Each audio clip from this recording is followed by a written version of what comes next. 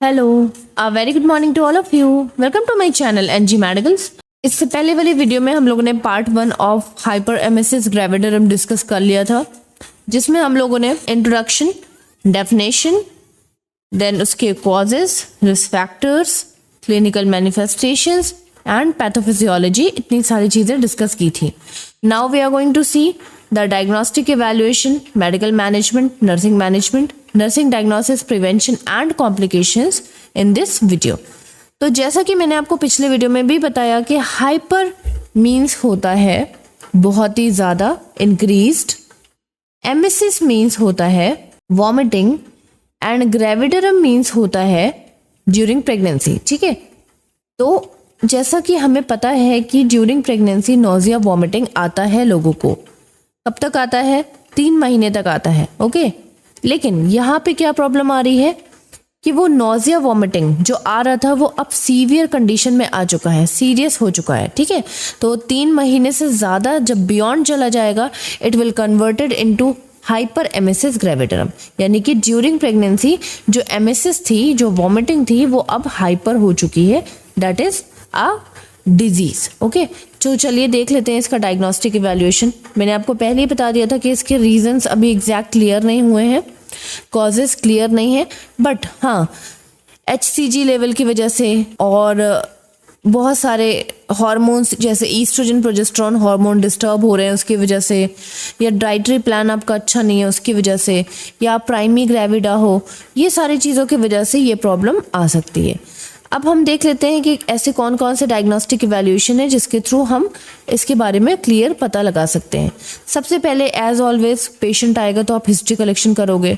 तो history collection आप क्या क्या हिस्ट्री कलेक्शन करोगे? प्रीवियस हिस्ट्री ऑफ हाइपरेमेसिस ग्रेविडरम, हो सकता है इससे पहले भी उनको ये कंडीशन आई हो, फर्स्ट बेबी में या सेकेंड बेबी में ये प्रॉब्लम आई हो, और अब नेक्स्ट बेबी में भी सेम ये प्रॉब्लम आ रही है बिकॉज जो कॉज था प्रीवियस वाला वो रिपीट हो गया है। इसके अलावा ऑब्स्टैटिकल हिस्ट्री आप पूछ सकते हो। तो जैसा कि मैंने आपको बताया कि प्राइमी मदर जो होती हैं वो कुछ ज़्यादा ही रेस्ट करती हैं। ठीक है, रेस्ट करने की वजह से उनकी जो अंदर एसिडिटी होती है उनका इंक्रीज होने के चांसेस बढ़ जाते हैं। चांसेस बढ़ने की वजह से क्या होता है कि उनको बार बार नोजिया वॉमिटिंग फील हो सकता है। तो ऑब्स्टैटिकल हिस्ट्री में आप ये पूछ सकते हो कि क्या वो फर्स्ट टाइम मदर बन रही हैं या उनसे पहले कितने उनके बेबीज रह चुके हैं। नेक्स्ट है फैमिली हिस्ट्री। तो फैमिली हिस्ट्री भी आप पूछोगे कि कहीं ऐसा तो नहीं है कि उनकी मदर को भी ये प्रॉब्लम आई थी तो अब उनके अंदर भी सेम प्रॉब्लम आ रही है बिकॉज ऑफ द जीन, क्योंकि मदर के अंदर जो जीन है वही आपके अंदर भी आए होंगे, वुमेन के अंदर भी आए होंगे। क्लियर? तो उनकी मदर के जो जीन है वो किसी पर्टिकुलर डिजीज को रोकने के लिए कैपेबल नहीं थे, है ना। तो इस वजह से आपके अंदर जो जीन आए हैं वो भी उस पर्टिकुलर डिजीज को रोकने के लिए कैपेबल नहीं है क्योंकि वो भी वीक है। ओके, इसके अलावा मल्टीपल प्रेगनेंसी हो सकता है। तो मैंने आपको पहले ही बता दिया कि एक से ज़्यादा बच्चे होंगे, that is known as multiple pregnancy. तो जितने ज़्यादा बेबीज़ होंगे उतना ही ज़्यादा HCG लेवल बढ़ेगा, that is human chorionic gonadotropin hormone. ठीक है, तो ह्यूमन कोरियोनिक गोनाडोट्रोपिन हार्मोन कर क्या रहा था? ये आपके HCl लेवल को इंक्रीज कर रहा था, दैट इज हाइड्रोक्लोरिक एसिड, जो कि हमारे एब्डोमेन यानी स्टमक के अंदर होता है और हमारे जो फूड होता है उसको डाइजेस्ट करने का काम करता है। ओके, तो जब HCG लेवल एक्सेसिव हो जाएगा तो वो अपने साथ साथ HCl को भी बढ़ाता है, यानी कि हाइड्रोक्लोरिक एसिड को भी बढ़ाता है। तो जब ये हाइड्रोक्लोरिक एसिड इंक्रीज हो जाएगा तो आपको एसिडिटी ज़्यादा बनने लगेगी और आपको नोजिया वॉमिटिंग फील होने लगेगा। इसके अलावा मोलर प्रेगनेंसी, यानी कि किस तरह की प्रेगनेंसी थी ये? जिसमें बेबी की जगह छोटे छोटे फ्लूइड फिल्ड मोल बन जा रहे थे। ये मैं आपको दिखा देती हूँ, ये देखिए, this is molar pregnancy. Molar pregnancy में क्या होता है कि छोटे छोटे फ्लूइड फिल्ड मोल बन जाते हैं। अगर ये कंप्लीट मोलर प्रेगनेंसी है, 2 तरह की होती हैं, complete and partial. Complete molar pregnancy है तो इसका मतलब प्लासेंटा और बेबी दोनों की जगह इस तरह के फ्लूइड फिल्ड मोल्स बन गए हैं। और अगर पार्शियल मोलर प्रेगनेंसी होती है तो प्लासेंटा की जगह प्लासेंटा बना होता है और बेबी की जगह ये मोल्स बन जाते हैं। अब ये जब मोल्स बन जाते हैं तो ये अननेसेसरी इनकी ग्रोथ एंड डेवलपमेंट होने लगती है। तो जब ये ग्रोथ एंड डेवलपमेंट करने लगते हैं तो हमारी बॉडी को लगता है कि HCG लेवल का नीड ज़्यादा है, ठीक है। किसी भी चीज़ को फीटस की ग्रोथ एंड डेवलपमेंट के लिए आपका HCG लेवल होना बहुत ज़रूरी है, ठीक। तो जितना ज़्यादा तेज़ी से ग्रोथ एंड डेवलपमेंट करने लगेगा मोल्स, उतना ही ज़्यादा आपका HCG लेवल ऑटोमेटिकली बढ़ने लगेगा। तो मैंने आपको पहले बता दिया, जब HCG लेवल बढ़ रहा है तो वो आपके HCl लेवल को भी इंक्रीज़ कर रहा है। जब HCl लेवल बढ़ रहा है तो वो आपके अंदर एसिडिटी बना रहा है और आपको वॉमिटिंग होने के चांसेस बढ़ रहे हैं, ठीक है। ये सारी चीज़ें हो रही हैं। नेक्स्ट है अनप्लान्ड प्रेगनेंसीज।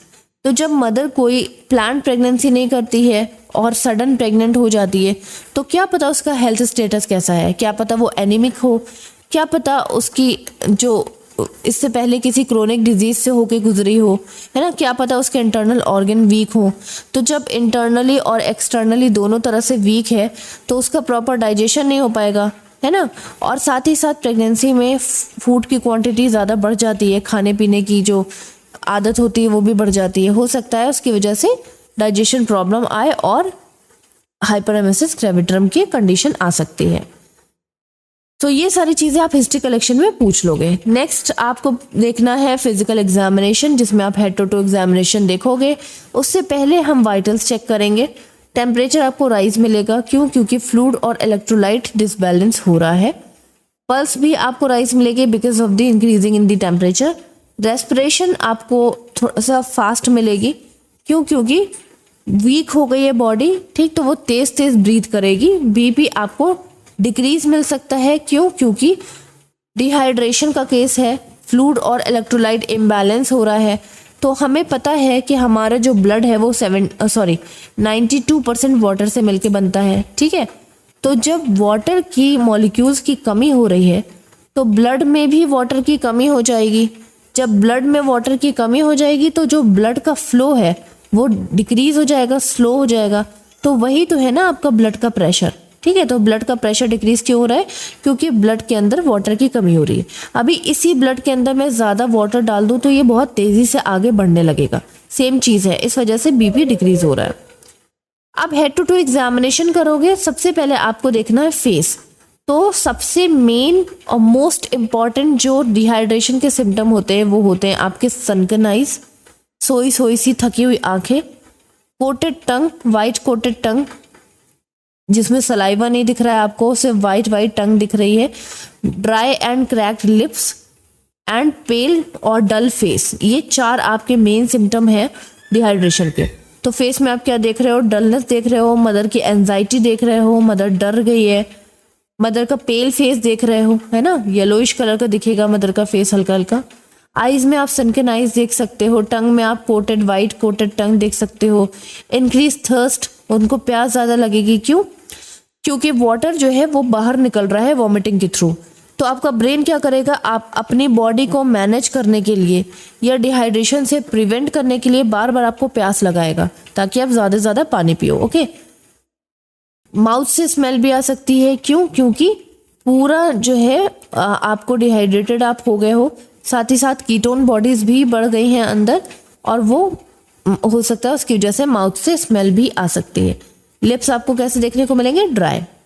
तो ये सारी चीज़ें आप देख लोगे। नेक्स्ट देख लेते हैं एब्डोमेन में अगर आ जाओगे तो उसको इतनी ज़्यादा वॉमिटिंग हो रही होगी कि उसको ईसोफेगस के पास वाला जो एरिया है ना, एपिगैस्ट्रिक एरिया, यहाँ तक आपका ईसोफेगस आ रहा है, यानी कि फूड पाइप आ रहा है आपका, ठीक है। फिर यहाँ से आपका एब्डोमेन हो गया, ठीक।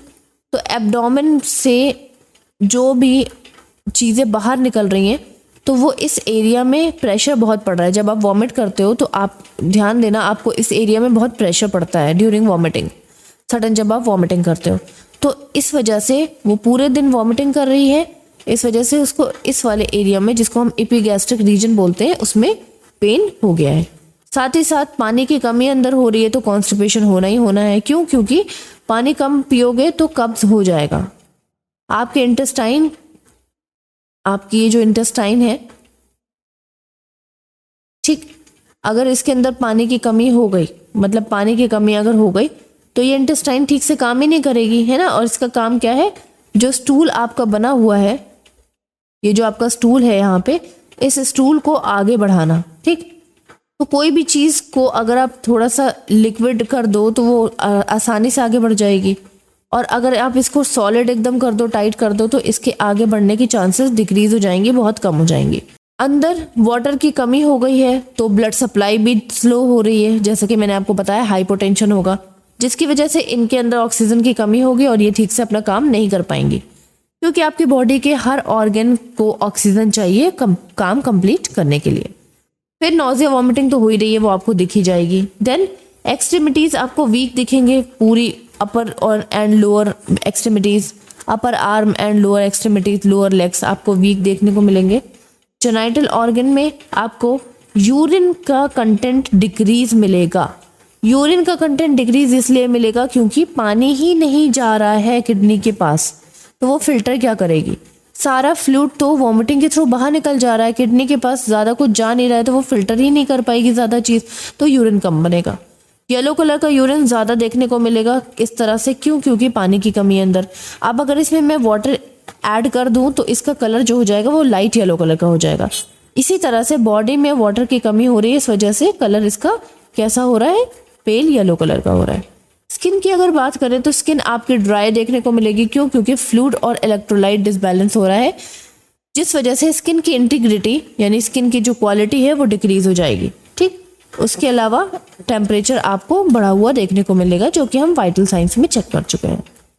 नेक्स्ट आ जाते हैं अदर इन्वेस्टिगेशन देख लेते हैं। जैसे लीवर फंक्शन टेस्ट करा लोगे, हो सकता है लीवर एंजाइम्स में कुछ चेंजेस आए हों, या एबनॉर्मल लीवर एंजाइम्स प्रोड्यूस हो गए हों, या लीवर अफेक्टेड हो गया है ड्यू टू दी बार बार वॉमिटिंग करने से। सीबीसी कंप्लीट ब्लड काउंट, इसमें आप मेनली एचबी लेवल देख लोगे। ठीक, आरएच इनकम्पैटिबिलिटी देख लोगे, आरएच फैक्टर देख लोगे, मदर पॉजिटिव है कि नेगेटिव है ये भी देखना है ना, ताकि आप आगे चल के ब्लड ट्रांसफ्यूजन कर सको। इसके अलावा आपको सीबीसी में क्या देख सकते हो, complete blood count, HB level देख लिया, ब्लड ग्रुपिंग देख लिया, WBCs इंक्रीज मिल सकते हैं अगर अंदर इन्फेक्शन हो गया किसी वजह से, तो ठीक है, ये सारी चीज़ें देख लोगे। यूरिन टेस्ट में आप यूरिन का कंटेंट देख लोगे, यूरिन का कलर देख लोगे, यूरिन की क्वांटिटी देख लोगे, और प्रेजेंस ऑफ इलेक्ट्रोलाइट्स देख लोगे, क्योंकि हमारे पास इलेक्ट्रोलाइट डिसबैलेंस हो रहे हैं। सोडियम ज़्यादा निकल रहा है, ब्लड शुगर लेवल तो नहीं, यूरिन में शुगर लेवल तो नहीं आ रहा है, ये सारी चीज़ें आप देख लोगे। नेक्स्ट है BUN, that is blood urea nitrogen.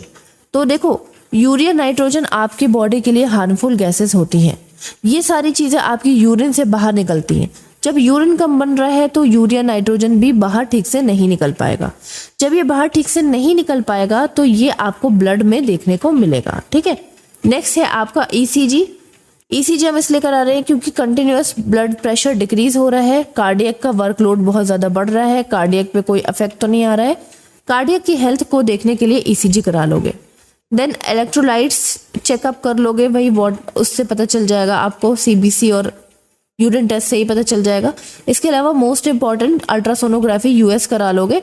तो USG आप जब कराओगे तो उसमें आपको बेबी देखने को मिलेगा, बेबी हेल्दी है कि नहीं, बेबी का हार्ट रेट आप पता कर लोगे, बेबी का मूवमेंट देखने को मिलेगा, क्योंकि अगर बेबी वीक हो गया है, मदर वीक हो गई है तो बेबी भी वीक ही हो जाएगा, और अगर बेबी वीक हो गया है तो वो अंदर ठीक से मूव नहीं कर पाएगा। जेस्टेशनल एज वगैरह ये सारी चीज़ें आप देख लोगे कि कौन सा टाइम पीरियड बेबी का चल रहा है, बेबी मूव कर रहा है कि नहीं कर रहा है, बेबी का हार्ट मूव कर रहा है कि नहीं कर रहा है, बीट कर रहा है कि नहीं, ये सारी चीज़ें आप देख लोगे। नेक्स्ट आ जाते हैं मैनेजमेंट। मैनेजमेंट में सबसे मोस्ट इंपॉर्टेंट आपका पर्पस क्या होगा, हाइड्रेशन करना है हमें। ठीक है, क्योंकि डिहाइड्रेशन की प्रॉब्लम आ रही है। हाइड्रेशन करने के लिए वॉमिटिंग को रोकना पड़ेगा, साथ ही साथ फ्लूइड और इलेक्ट्रोलाइट को बैलेंस करना पड़ेगा। ओके, ये सारी चीज़ें जब आप करोगे तभी आप हाइड्रेशन के लिए मतलब स्टेप ले सकते हो। देन मेटाबॉलिक डिसबैलेंस, जो कि लीवर डिसबैलेंस कर रहा है, लीवर अपना फंक्शन नहीं कर पा रहा है, उसको भी ठीक करना है। फर्दर आगे आने वाले सीवियर कॉम्प्लिकेशंस को रोकना है और प्रेगनेंसी की केयर करनी है। ठीक है, ये सारे पर्पस को कंप्लीट करने के लिए आपको हॉस्पिटलाइज करना पड़ेगा, पेशेंट को एडमिट करना पड़ेगा। एडमिट करने के साथ साथ तुरंत ही आपका मोस्ट इंपॉर्टेंट काम क्या है कि पेशेंट को NPO पे रख दो। NPO क्या है, नील पर ओरल। आपको पेशेंट को माउथ से कुछ खिलाना पिलाना नहीं है। ठीक है, कब तक देना है, इनटू 24 आवर, एटलीस्ट 24 घंटे के लिए आप उसको NPO पे रखो।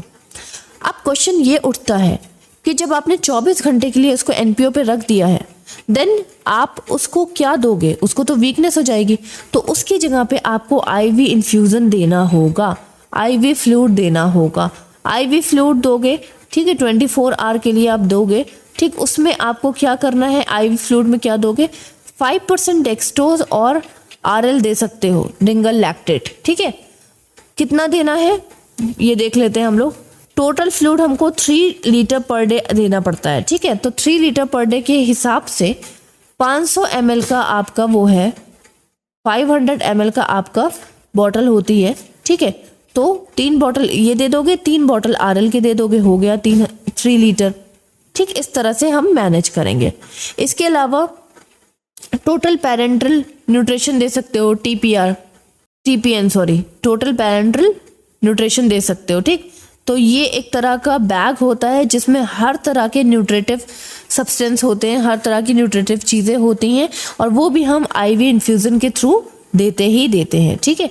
तो टीपीएन देने से क्या होता है, बॉडी को जो फूड चाहिए उसकी सारी रिक्वायरमेंट्स पूरी हो जाती हैं, ओके। साथ ही साथ डेक्सट्रोज का क्या काम है कि वो बॉडी को एनर्जी देने का काम कर रहा है। आरएल का क्या काम है कि वो फ्लूइड और इलेक्ट्रोलाइट को बैलेंस करने का काम कर रहा है। ये सारी चीज़ें काम कर रही हैं। इसके अलावा एक्स्ट्रा क्रिस्टलॉइड वगैरह दे सकते हो, जैसे कि सोडियम वगैरह की कमी अंदर हो गई है तो आप उसे दे सकते हो, अदरवाइज वो डिपेंड करता है फिजिशियन पे, ओके। ये सारी चीज़ें आपने दे दी। देने के बाद अब आपको क्या करना है, आपने बॉडी की हाइड्रेशन, जो हमारा पर्पस था कि बॉडी को हाइड्रेटेड करना है, वो आपने ऑलमोस्ट कंप्लीट किया हुआ है। लेकिन अब आप ये सोचो कि जब तक आप वॉमिटिंग नहीं रोकोगे तो ये जो आप सारी चीज़ें दे रहे हो इसका क्या ही फ़ायदा है, ठीक है। तो वॉमिटिंग को रोकने के लिए हमें ड्रग्स देने पड़ेंगे। ड्रग्स में एग्जाम्पल देख लो, फिनार्गन हो गया, स्टेमिटल हो गया, ठीक है, सीक्वल हो गया, इंजेक्शन सीक्वल हो गया। तो ये सारी चीज़ों की एमजी आप देख लो, बीडी में देते हैं, ये दोनों हम बीडी में देते हैं, ठीक है, 2 टाइम्स अ डे देते हैं। सीक्वल देंगे तब जब बहुत ज़्यादा वॉमिटिंग होगी, रुक नहीं पा रही होगी, तो हम इंजेक्शन सीक्वल दे देंगे, 10 mg TDS के बेसिस पे दे देंगे, ठीक है। या तो बीडी भी दे सकते हैं, IM डिपेंड करता है किस तरह का पेशेंट है या कितनी वॉमिटिंग आ रही है, ओके। मेट्रोक्लोप्रामाइड, ये सारी चीज़ें आपकी नोज़िया वॉमिटिंग को रोकती है, मसल्स को रिलैक्स कराने में हेल्प करती है, स्मूथ मसल्स को, आपके अंदर की मसल्स को रिलैक्स कराने में हेल्प करती है, और नोज़िया वॉमिटिंग को, उसके सेंसेशन को रोकती है। हाइड्रोकॉर्टिसोन यानी कि कॉर्टिकोस्टेरॉइड, तो कॉर्टिकोस्टेरॉइड आप कब दोगे, जब अंदर अल्सर बनना स्टार्ट हो जाएंगे या अल्सर बनने के चांसेस बढ़ना स्टार्ट हो जाएंगे। अब आप सोच रहे हो कि अल्सर्स क्यों बनेंगे, तो भाई हो सकता है कि अल्सर्स बन ही जाए। यहाँ पे दिखा देती हूँ, यहाँ पे देख लो, यहाँ पे गैस्ट्रिक अल्सर्स बन सकते हैं। क्यों? क्योंकि HCG लेवल बढ़ने की वजह से क्या होता है, HCl हाइड्रोक्लोरिक एसिड बढ़ रहा था स्टमक के अंदर। जब एसिड बहुत ज़्यादा बढ़ जाएगा तो वो अल्सर्स कर सकता है, और अल्सर्स की वजह से क्या होगा, आपको क्या हो जाएगा, इन्फ्लेमेशन, इन्फेक्शन होने के चांसेस बढ़ सकते हैं। तो इन सब से प्रिवेंट कराने के लिए आपने क्या किया, हाइड्रोकॉर्टिसोन यानी कि कॉर्टिकोस्टेरॉइड थेरेपी दे दी। इसका एग्जाम्पल है प्रीडिनाइसोलोन 100 mg IV ड्रिप में आप दे सकते हो। साथ ही साथ ये हाइपोटेंशन को भी, यानी कि डिक्रीज द बीपी, जो बीपी डिक्रीज हो रहा था उसको भी सॉल्व करने में, उसको भी करेक्ट करने में हेल्प करता है। न्यूट्रिशन सप्लीमेंट दे सकते हो जिस चीज़ की कमी हो रही थी, जैसे carbohydrates, fat, B1, B6, vitamin B12, 100 mg per day के हिसाब से आप इन्हें दे सकते हो। नर्सिंग केयर की अगर बात करें तो सबसे पहले साइकोलॉजिकल सपोर्ट आपको देना है, क्योंकि मदर बहुत ज़्यादा क्यूरियस हो गई होगी अपने बेबी को लेकर के, है ना, अपनी हेल्थ को लेकर के। वाइटल्स आपको टाइमली चेक करना है। इसके अलावा प्रोग्रेस चार्ट हमेशा आपको तैयार रखना है। इसके अलावा एक्स्ट्रा में आपको वाइटल्स चेक करते रहो। फीटल हार्ट रेट को मॉनिटर करते रहना है, जिससे पता चले कि फीटस के हार्ट पे कोई इफेक्ट तो नहीं पड़ रहा है।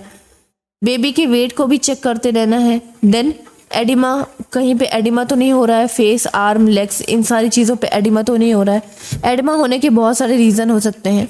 हो सकता है कि किडनी ठीक से फंक्शन नहीं कर रही है मदर की, हो सकता है कि एनीमिक है मदर, हो सकता है कि सोडियम का रिटेंशन हो गया आपकी बॉडी में, इस वजह से एडिमा हो रहा है। तो ये सारी चीज़ें आपको असेस करते रहना है, क्योंकि अगर ये आप असेस नहीं करोगे तो ये सीवियर कॉम्प्लिकेशंस में कन्वर्ट हो जाएंगी। डिहाइड्रेशन को असेस करना है कि कितना ज़्यादा डिहाइड्रेशन हो रहा है, इनपुट आउटपुट चार्ट लगाना है, ठीक है, यूरिन आउटपुट आपको चेक करते रहना है, इमोशनल सपोर्ट प्रोवाइड करते रहना है जिससे कि उसका स्ट्रेस हार्मोन इंक्रीज ना हो, क्योंकि once stress hormone increases what will happen, your body will never completely recovered easily, ठीक है। तो आपकी बॉडी ठीक से रिकवर नहीं कर पाएगी अगर स्ट्रेस हार्मोन आपका इंक्रीज रहा तो उसके लिए आपको इमोशनल सपोर्ट प्रोवाइड करना है।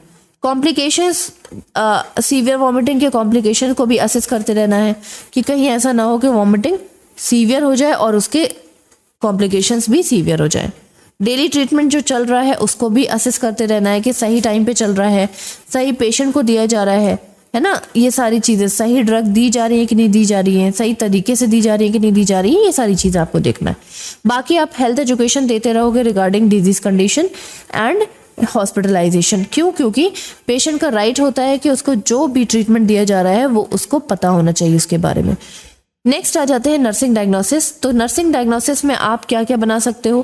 पहली चीज़ तो देखो, फ्लूइड वॉल्यूम डेफिसिट हो रहा है सबसे पहले। क्यों? क्योंकि इतना ज़्यादा वाटर बाहर निकल जा रहा है कि सबसे ज़्यादा फ्लूइड की कमी हो रही है। तो यहाँ पे बना दोगे फर्स्ट वाली, fluid volume deficit related to dehydration, ठीक है, डिहाइड्रेशन की वजह से जो हो रहा है। अब आपको कैसे पता चला कि फ्लूइड वॉल्यूम डेफिसिट हो रहा है? एज एविडेंस बाय आपने नोजिया वॉमिटिंग देखा है, मदर को nausea vomiting, persistent nausea vomiting हो रहा है, बार बार कंटिन्यूस नोजिया वॉमिटिंग की वजह से फ्लूइड वॉल्यूम डेफिसिट हो रहा है। नेक्स्ट देख लो, पेन हो रहा है उनको, तो कहाँ पे हो रहा है? एपिगैस्ट्रिक में। तो एपिगैस्ट्रिक पेन हो रहा है, क्यों हो रहा है? एपिगैस्ट्रिक पेन हो रहा है रिलेटेड टू, क्यों हो रहा है? परसिस्टेंट वॉमिटिंग, कंटिन्यूस वॉमिटिंग हो रही है जिसकी वजह से उस एपिगैस्ट्रिक एरिया में प्रेशर पड़ रहा है और उनको पेन हो रहा है। कैसे पता चला? As evidence by facial expression of the patient, ठीक है। तो पेशेंट का जो फेस है वो, उससे आप पता लगा सकते हो कि पेशेंट को पेन हो रहा है कि नहीं हो रहा है। नेक्स्ट आ जाओ, जब वो इतना ज़्यादा वॉमिटिंग कर रही है तो क्या लगता है आपको, क्या वो कुछ खा पाएगी? नहीं खा पाएगी। तो इसकी वजह से क्या हो जाएगा? Imbalance nutrition, less than body requirement related to anorexia, उसको भूख ही नहीं लग रही है। जब आपके बॉडी में कोई डिजीज आ जाती है, कोई इन्फेक्शन आ जाता है, तो आपकी बॉडी उस डिजीज और इन्फेक्शन को रोकने के चक्कर में आपके डाइजेस्टिव सिस्टम से हंगर से ब्लड सप्लाई डिक्रीज कर देती है और आपको भूख लगना कम हो जाती है, ठीक है।